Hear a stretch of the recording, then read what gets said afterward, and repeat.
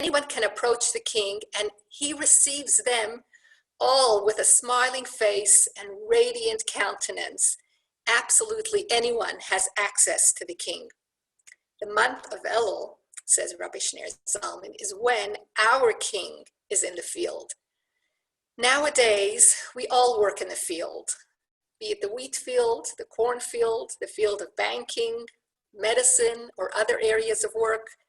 For 11 months of the year, our lives alternate between the field and the palace, between material and the moments when we rise above material in order to catch a glimpse of its soul and its purpose. The exception to this rule is the month of Elul. For during the month of Elul that we find ourselves in now, the king comes to the field. When the farmer sees the king in the field, does he keep on plowing? Does he behave as if it was just another day in the field? Of course not. Elul is not a month of an ordinary work day. It's a time to embrace a new mitzvah. It's a time to study Torah. It's a time to daven with more feeling, to give more. It's a time for change. The very air outside, inside, is charged with holiness. We might still be in the field, but the field has become a much holier place. In the month of Elul, the essence and objective of life becomes much more accessible. For the king, Hashem, has emerged from the concealment of his palace, and he is here in the field. I feel privileged to introduce to you some beautiful ladies in our community, some of who will share deep personal thoughts. I'm going to ask you to follow each other, unmute yourselves. We're going to start with Leah, and we'll be followed by Itty, then Laura, Lisa, Tanya, and Goldie. And when it's your turn, we'll put you up on the screen. You'll see your face on the screen, so that's a cue that you can begin. So, Leah, welcome. Morning, everybody. A chassid once went to his rebbe, to the Baal Shem Tov, and he said, all my life I've been waiting to see a revelation of Eliyahu Hanavi, of Elijah the prophet. I've been praying for this all my life. Please, would you tell me what is the method that I could have this revelation of Eliyahu Hanavi? And the Baal Shem Tov said it's simple. Rosh Hashana is coming up. Take a little package of food along for the journey. Go to the city of Minsk, the town of Minsk. Outside this town there's a forest, and just before you get to the forest there's a dilapidated house.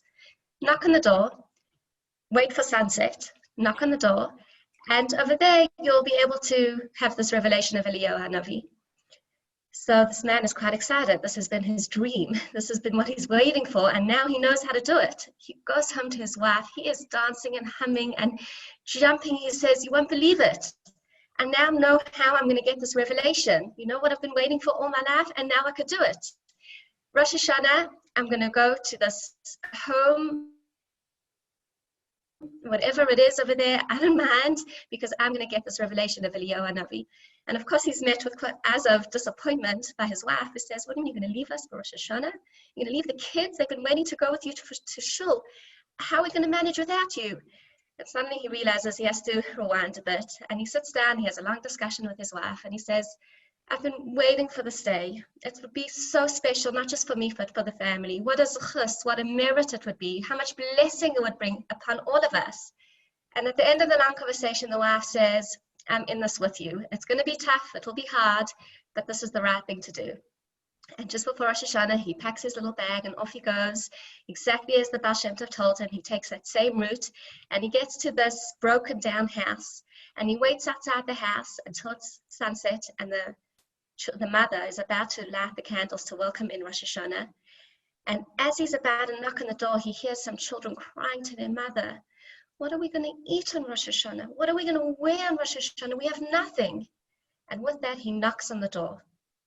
And he's met by this woman who says, hi, how can I help you? And he says, I would love to come and spend the Yom Tov with you. And she takes in a deep breath and she says, wow, we barely have enough food for the family, but if you're able to do this with us, we'll be more than happy to share whatever we have with you. What an honor it would be to be able to host you. And he goes into the house, and after lighting the candles, he takes out his little backpack of some snacks that he had taken for the way, and he starts rationing out an apple for this child and a pear for this one, and he gives snacks to all of them. And these kids can't believe it. What treats, what delicacies. They never imagined they would get even a morsel of this kind of food. Rosh Hashana starts, and this man is just so excited. He's just elated. His dream is about to come true. The accommodation is not easy for him to deal with, neither the food, but he is about to see Eliyahu Hanavi. He couldn't sleep the first night. The revelation didn't come, but it was okay because the first day was going to be a long day, and at some point he's going to have this revelation. The second night he couldn't sleep either, and as the second day was going past, he was wondering, what's with this revelation? Must be that it's happening at the finale of Yom Tov, right at the end of Yom Tov. And he waits eagerly for this revelation of Eliyahu Hanavi, and comes to the end of Yom Tov, and nothing, no revelation. He is so disappointed, so despondent. He goes straight to his Rebbe, to the Baal Shem Tov. He says, I don't understand. I left my family, I left my wife. What a difficult Yom Tov it was, but it was all to have this revelation of Eliyahu Hanavi. What happened? And the Baal Shem Tov said, what do you mean what happened? There was no revelation? He says, no. The Baal Shem Tov says, did you do everything I told you? You went to the house and exactly as you said, I didn't have a revelation. Baal Shem Tov says, no worries. Go there for Yom Kippur. You're sure to have this revelation of Eliyahu Hanavi. This time, he's not sure how his wife is going to welcome this one after he's already been disappointed. But he goes home, and again, he discusses with his wife, and he says, I don't know what happened. I can't explain it. But the Baal Shem Tov says, Yom Kippur, I'm going to have the revelation. And again, goes through all the merit and the blessings that will bring for all of us. And she says, go, my husband. This is the right thing to do. This time he takes not just little snacks along, but he takes a big package of food, and he takes everything that he saw that the kids might need, and clothing. And off he goes, and he waits until sunset. And he's outside this dilapidated house, and he hears there are children not just crying this time, but tears of such anguish. And they're screaming to their mother, Mama, we haven't eaten for 24 hours. How are we going to go into Yom Kippur having already fasted for so long? And the mother says to the children, my kinderlach, don't you remember just 10 days ago you were crying how you're going to manage for Rosh Hashana? And I explained to you, trust in Hashem, have emunah, Hashem will help us. And then Hashem sent us Eliyahu Hanavi for 2 days, treated us with such gifts. My children, I'm sure Hashem will assist us again and send us Eliyahu Hanavi again now. And with that, the man knocked on the door. I love the story. I found it so powerful. Just a few days ago, my cousin, Goldie Slavin from Caracas, Venezuela, had zoomed into some of our girls' high school, one of the perks of COVID, and hopefully we'll be able to continue with it. Just getting, being able to gain from people all over the world. And she was speaking about life and what life is about. And she actually she shared her screen, and she put up the word life in different languages, and her native language is Spanish. So she put up the word vida on the screen, and she showed how life in Spanish, which is spelled V-I-D-A, has 2 little letters of I-D, the id. And she said, so often we go about life and we think, what's in it for me? It's all about my ego. What could I gain? What do I need? And why am I not getting what I need? And really, the purpose of life is chayim. Because if you look at the word chayim spelled in Hebrew, the 2 middle letters of chayim is a yud and a yud, which is Hashem's name. Because life is not just about what I need, but it's about what I'm needed for. It's about living a life of higher purpose. It's about tapping into a higher energy, living on a whole, especially Rosh Hashana, is a spirituality connecting to Hashem, which doesn't mean that we have to become something that we are not, but it means to actually tap into our neshama's needs and just take on one mitzvah, whatever that one mitzvah might be, that will help us live a life filled with more meaning and purpose. And it's about thinking, who am I needed for? Who could I serve? Who could I help? Who could I assist? Because that's what Chaim is about. And when we read that word over over Rosh Hashanah and Yom Kippur, wherever we may be at shul or at home, it comes up so many times in the Machzor, Chaim, Chaim. And we ask Hashem ego. It's about thinking about what am I needed for.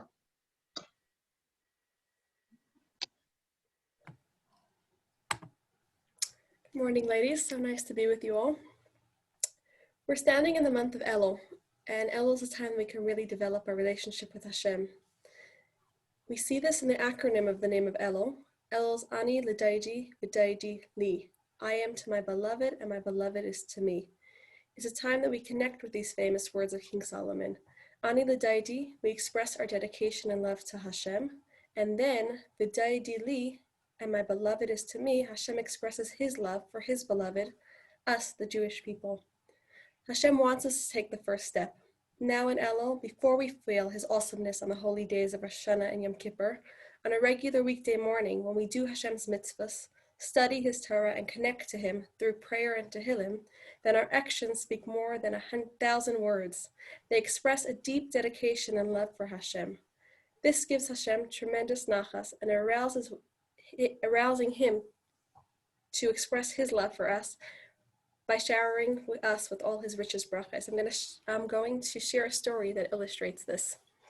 There was once a man who, his name was Reb Shapti. He was a bookbinder, and he didn't get so many books coming to him, so he was pretty penniless, and he lived with his wife Peril in a small little home. And they were happy with whatever they got. And came one Shabbos, and they really, really had no money. They didn't even have money for 2 candles, never mind challah or wine. But they had made it their life's decision that they would never accept tzedakah. And so came the Shabbos, and they had a firm resolution that they would not accept tzedakah, come what may. And the man leaves early Friday afternoon to shul to say some Tehillim, and the wife continues to be at home with nothing besides her bare walls around her, and she starts to clean the house for Shabbos, and she's cleaning, and at some point she gets all excited, and the husband is in shul at this time, and he's busy saying Tehillim, and he accepts Shabbos just with the people around him, and he's happy to be in shul. And a couple of minutes, as davening winds to an end, he's worried because he knows that if he continues to walk home with everybody from shul, they're going to notice that his house is dark, and he doesn't want them asking him any questions because there should be 2 candles at least burning in his house. And he stares at his siddur as if he's still continuing to daven until everybody leaves shul, and he leaves with them. He leaves after them. He gets closer to his house, and all of a sudden he notices that his home is bright and filled with light, and his heart sinks because he thinks, like, did my wife decide to abandon our promise and go and borrow candles from the next door neighbor? Or even worse, did she take some money from a neighbor? And he gets into this house with a very very downhearted. And he gets into the house and sees his wife smiling, a beaming smile. And without hesitation, he turns to her and he says, "What happened? Like, how did this happen?" And she said, "You won't believe it. As I was cleaning the house on Friday, I noticed a pair of gloves that I never knew we owned. And on it were each one had a gold button on them. And these buttons I cut off, and they made such a beautiful profit that I was able to make this beautiful Shabbos meal. And how beautiful is that?" And he smiles the brightest smile, and he says, "Thank you, Hashem." And he starts to dance around the table with joy for what Hashem had given them. And at that very moment, miles away in Mezebush, the Baal Shem Tov, who Leah just mentioned, started laughing out of joy for this couple. And all the disciples standing around him were surprised. Like, all of a sudden, the Baal Shem Tov gives this hearty laugh. And Shabbos continued. Nobody asked the Baal Shem Tov any questions because the Baal Shem Tov had these mysterious moments. And after Shabbos, one of his most ardent disciples, Reb Zev cuts it, turns to him and tells him what happened. And the Baal Shem Tov doesn't answer him. He rather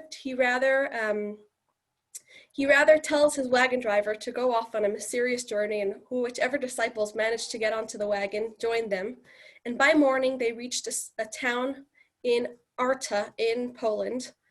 And he asked one of his disciples to go get this man called Reb Shapti, who the story had happened to. And he asked Reb Shapti what happened on Friday night. And the man told him his story. And the Baal Shem Tov told him, your joy that you had on Shabbos by being delighted from what Hashem had given you made the entire heaven joyful with you. And he asked him, Baal Shem Tov asked this man, what would you like to be blessed with? And he said, Rabbi, you see, the Baal Shem Tov, I don't need anything. I don't need silver. I don't need gold, but we would love to be blessed with a child. And a year later, the Baal Shem Tov came back to be the sandik for this child. It's bris, and this child grew up to be Rabbi Yisrael, the Maggid of Kuznets, actually called after the Baal Shem Tov's greatness, Rabbi Yisrael. So we see from the story that Reb Shapti and his wife expressed an incredible love for Hashem in the way that they rejoiced in their ability to beautify Shabbos, and in return, Hashem blessed them with a child. So our mitzvahs bring us blessings. So I'd like to conclude with a bracha to each and every one of us.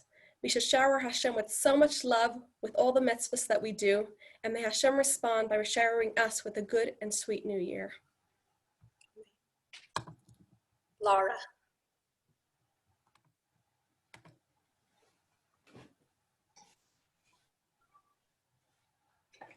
Good morning, everybody. Sorry, 1 second.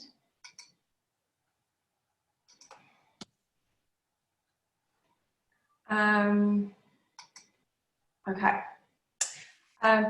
So when Feige asked me to speak today, my initial response was no, I'm definitely not going to speak. It takes me out of my comfort zone. But then I thought back to the last couple of months and how often I was taken out of my comfort zone. And now I had no choice, and how I had no choice but to face the discomfort head on and grow. This month, being the month of Elul, there is an inherent energy and power to help us embrace change. In conversation with my 12-year-old about Elul, he taught me that the call of the shofar is not merely a sound that you hear in shul on Rosh Hashana, but rather an alarm call that you hear daily throughout the whole of Elul that is a call to action. It's a sound that stirs us to look within ourselves and to make the conscious choice to change in a way that will bring us closer to Hashem. So, what have I learned about change? Change is uncomfortable. Change is overwhelming, and it's really, really hard. Sometimes we can choose to change, but there are times that it's beyond our control. In today's fast-paced world with modern technology and now the coronavirus, change is inevitable for us all. At times like this, when it is beyond our control, we can resist it or we can embrace it. The growth comes in the latter. When challenge is forced upon us, the only choice we have is how we respond to it. The past few months have brought about immense challenges, but in working through and on the road to overcoming these challenges, we are revealing the potential bracha that comes with facing hard things. This intimate gift of time with my family exposed the inner workings and dynamics of the relationship between siblings and the relationship between each individual child in relation to myself and to my husband. Living in lockdown for 4 months with 4 kids and needing to, but also desperately wanting to give them all the emotional support they needed, as well as now being their school teacher and juggling my own work schedule, really pushed me to my limits. And often I found myself in tears. How was I going to meet all these expectations and achieve all these goals every single day? The truth was, it's impossible. And it was impossible. And something had to change, and it had to be me. When Am Israel were in the desert, Hashem took care of their every need. Every morning on the ground, there would be manna from Hashem, which provided for all the nutritional needs for the day. However, this food would only last for that day. Those who tried to store it for the future found that it would go bad the very next day. When things get overwhelming, there's a lesson I constantly go back to, a lesson that's become more of a mantra. I learned the most beautiful insight relating to the concept of the manna from a newsletter written by my son's incredible play school teacher, Shana Kraus. She wrote that she learned this from Reverend Gina Goldstein. This is what she explained. We learn from the story of the manna that Hashem gives us exactly the right amount of energy that we need for each day. That is why it feels so overwhelming to look ahead. The energy for tomorrow or next month or next year is not yet in place. So we have to try and focus one day at a time and know that Hashem has endowed us with the perfect balance to succeed today. We have the gift of knowing that when we open our eyes each day, Hashem has infused us with enough time, enough positivity, enough strength and resources for this day. If we can focus on this, we can let go of the sense of being overwhelmed. And so often I quietly say to myself when I'm overwhelmed, I have enough time, I have enough resources. Hashem has given me what I need for today, and it's going to be okay. And I immediately feel so much better. My second affirmation that gives me a sense of calm when I need it is to know that everything is always changing. Nothing ever stays the same. Children grow, situations change, we grow, we learn, challenges evolve and dissipate. During these challenging COVID times, and especially during the month of Elul, where we are encouraged to embrace change, I hope that these ideas can give a sense of comfort to anybody who is feeling overwhelmed. Wishing everybody the personal insight and strength to embrace their change for a meaningful Elul and New Year. Thank you, Lisa.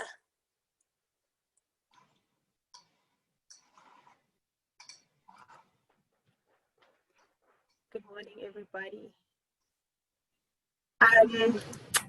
Can you hear me?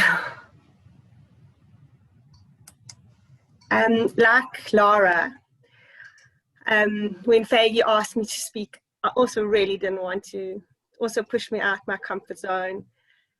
Faggy, you must be doing something to get us all to be speaking. But I remember that when we were in the eye of our storm, there were many people, extremely well-meaning, who tried to make me feel better. But the only people who really did make me feel better were those who had been through a similar experience to mine and had come through it okay and together. And that is why I decided I would speak today. My husband and I lost everything, financially and materially, about 4 years ago. He was in retail and massive rents in malls, a difficult South African economy, a move to online shopping, standing sureties for others that went bust. It was a perfect storm. And in January of 2017, it all came crashing down. We lost our houses, our holiday home, our beautiful big home in Johannesburg, cars, everything. I sold whatever I had of value. I thought my world had come to an end. But we have come through very dark times, and thank God I have learned many things. I've learned who my friends are. I've learned that a big house and a big car do not define me.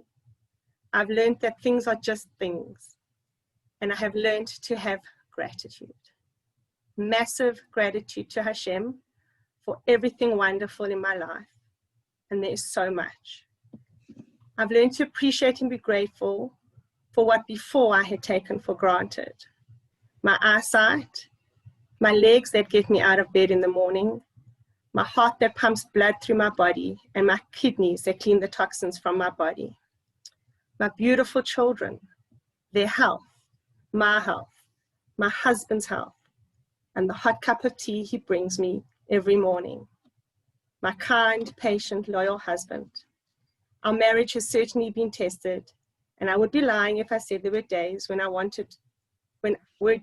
were not days when I wanted to pack my bags and leave, because I blamed him for everything gone wrong in my world. But we have come through this together and stronger than before. It has been hard work physically and spiritually to be where we are today. And I pray I will be growing and learning. Please God, not through such hard times for the rest of my life.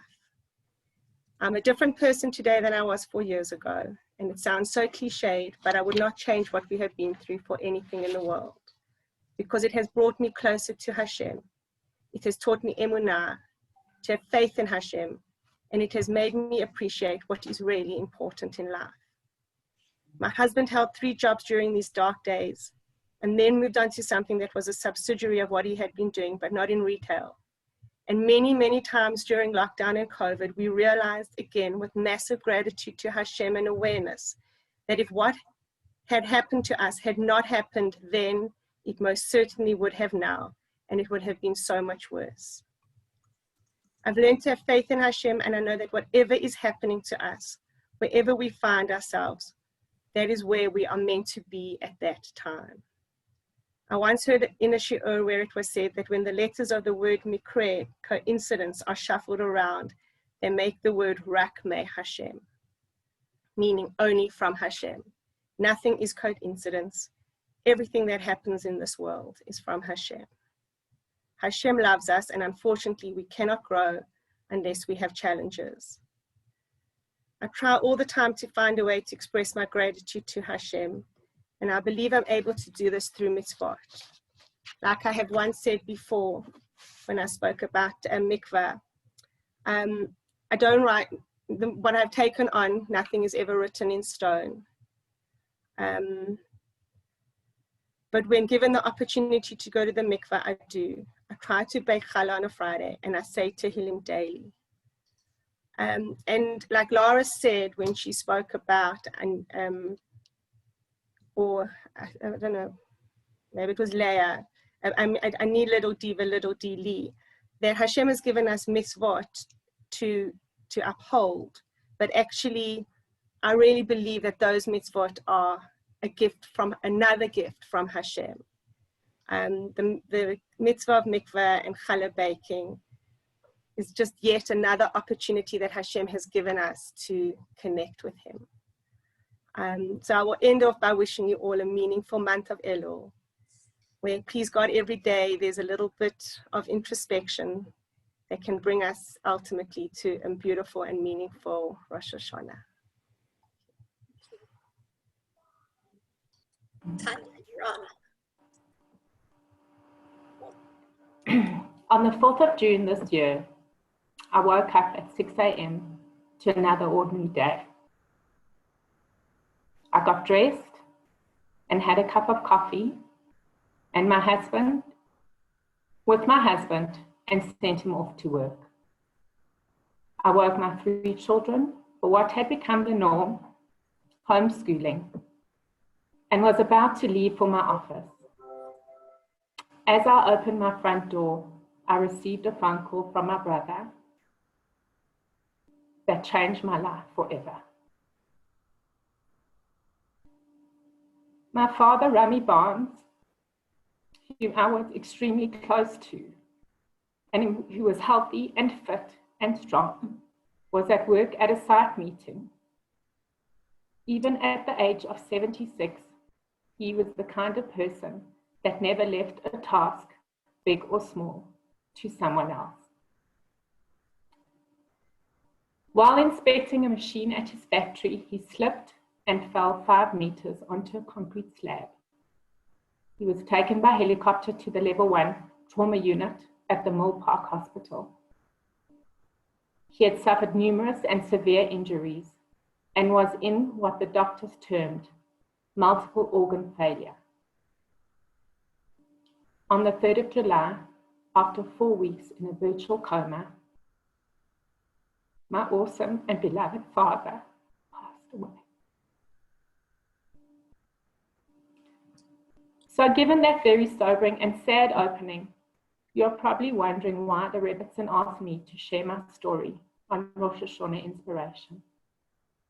And I wondered too.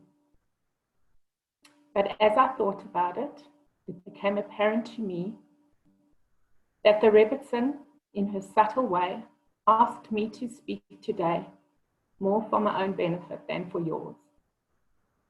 Sharing my thoughts and feelings with you has forced me to accept the enormity of my loss and at the same time appreciate the massive privilege I was afforded as the youngest daughter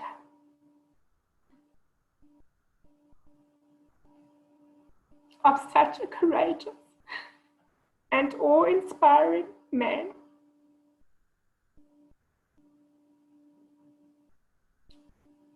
Although I will grieve the loss of my father forever, my days of introspection have forced me to rediscover and appreciate beauty and purpose, despite and because my father lived and has died.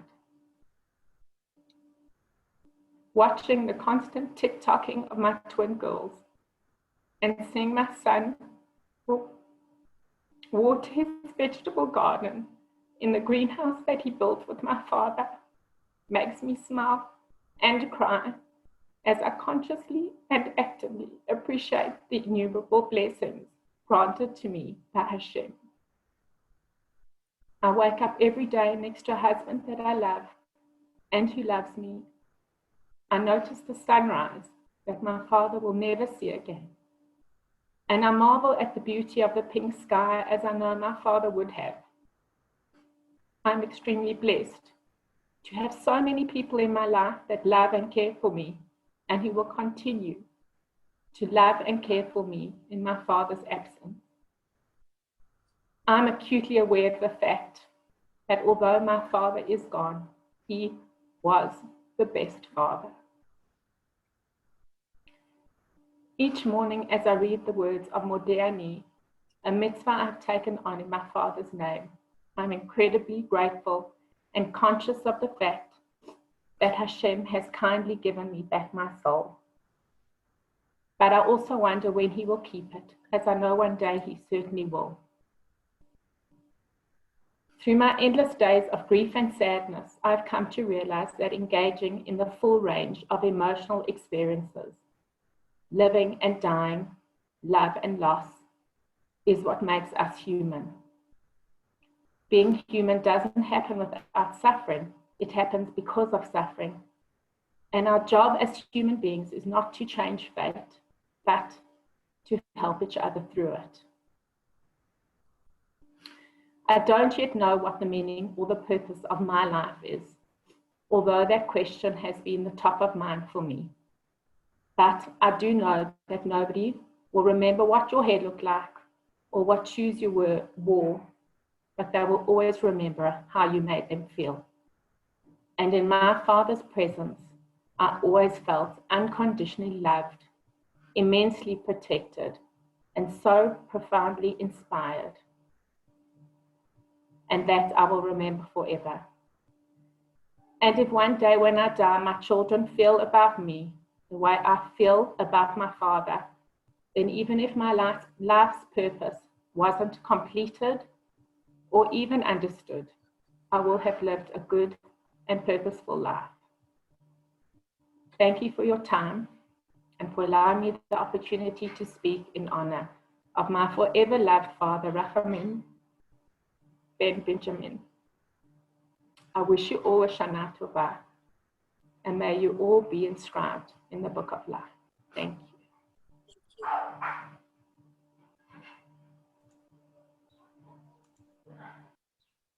Goldie? I am so touched and emotional.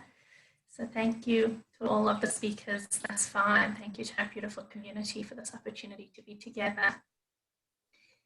I wanted to share an analogy from Rabbi Shneur Zalman of Liadi, that Baal HaTanya, that really touches me. Imagine, he says, that you make a huge sum of money, but then, unfortunately, times are hard. I think we can all relate. And they get so hard that you're eventually left with a major debt. You meet the bank manager, he declares, we want the entire debt paid out, the 100 million with all the interest as per the schedule we agreed upon. On the 15th, your first payment of 1.5 million is due. So you go home and you know in your mind that there's no way that you can do this. There is no way that you can come up with this money. So what do? Mentally, you give up. You ignore the monthly invoices and warnings, you get your house off your name, you push off the hearings, and you basically go into denial mode because there's nothing better you can do. But suppose another scenario. The bank manager says, okay, we all got hit badly. We're all in a big mess. You are wiped out. You are also wiped out. So let's work this out fairly and lovingly. How about we cut the loan by 30%? We remove all the interest. Let's make this work for both of us. I need you to work with me. What would be a feasible schedule of payment? So now you can't be in denial anymore. Now you need to go home and you need to figure it all out. You need to come up with some money. He's being such a mensch that you can't betray him. You need to show up with a payment. So it is with Hashem, says the Baal HaTanya. Hashem is so forgiving. King David in Tehillim says, Ki imcha haslicha leman tivarei. You, God, are so forgiving, and that's why we fear you. Now hold on a second. Usually when someone's very forgiving, you're not afraid. So why does King David say God is forgiving and so we are afraid? Because like in the example of the second bank manager, Hashem never asks us to pay in full for our wrongdoings. Hashem never asks us to be perfect. What Hashem does ask is that we be accountable. Hashem asks us to meet him halfway. At this time of year, when we prepare for Rosh Hashana and Yom Kippur, Hashem tells each of us, I want to make this work for you. I want you to live the most meaningful, beautiful, successful, powerful, happy life that you can. I yearn for you to help me make your life the ultimate success story. So now we really have to go into our hearts and mend our mistakes. Now we really have to think about the mitzvot that we can challenge ourselves to do. Now we really have to think, how can I add 5 minutes of prayer to my day? Maybe I can place a charity box in the kitchen, like I give a few coins before and after cooking. Maybe I can choose a mitzvah to delve into and learn more of its intricate details and its meaning. If we're doing amazingly with mitzvahs that deal with kindness to others, maybe we need to consider mitzvahs that relate to us and Hashem, like Shabbos and kosher and mikveh. And if we're doing amazingly in those kind of mitzvahs, maybe we need to be a little more proactive in the way we act with others, as long as we keep growing in the things that come easy and in the things that don't come so easy. I remember my father saying to me, imagine two people on a ladder. One is on the 10th rung and one is on the 2nd rung. So which is higher? So of course the one on the 10th rung seems higher. But he said to me, it depends. It depends on which direction they're going. The one on the 10th rung may look higher right now, but if she's facing downwards or even not moving at all, the one on the 2nd rung is going to be much, much higher very soon. Don't think you're high and lofty because you did something good yesterday or today. It's amazing that you've done that mitzvah, but today too, you've got to grow. Every living thing must grow, and not only in the things that come easy. So like Lara and Lisa have expressed as well, I too had an interesting experience just last week. And when someone called me to please record a song for her on the piano. So immediately I thought, no way. I haven't played very well in years. I need to practice. And playing for others is just not something I do. It's not me, no. And then that little voice inside me, as has been expressed this morning already, that said to me, fine, if you need to say no because I don't have capacity, so fine, that's one thing. But that little voice said, you're saying no because you don't really want to, because you have this perfectionist, all or nothing ego that's getting the better of you. So come on, say yes, give it a try. And I could tell you that my fingers were a bit clumsy and the recording isn't perfect, but something really special happened last week during the process.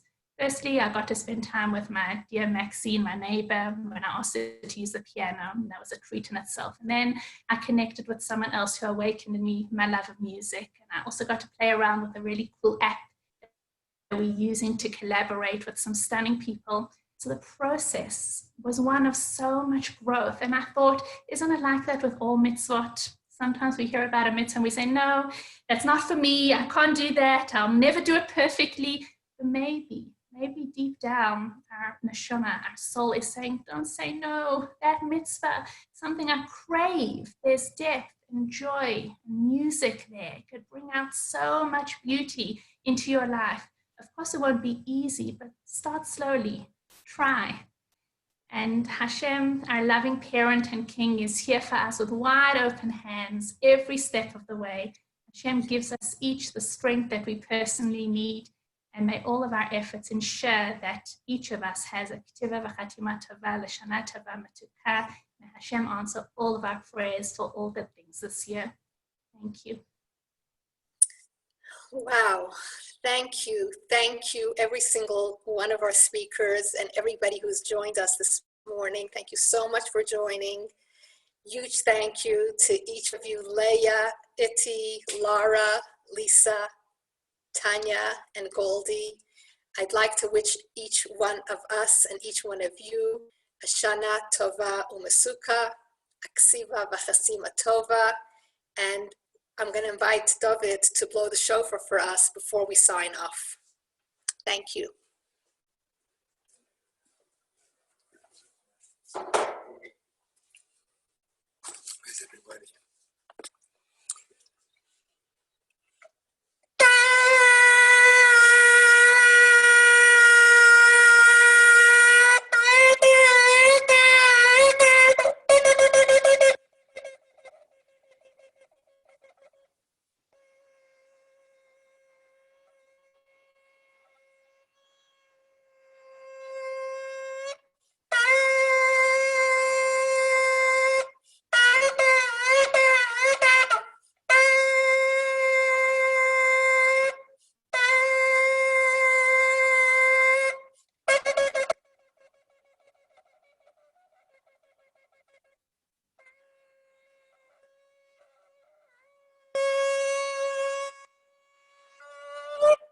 Shana Tova, everyone.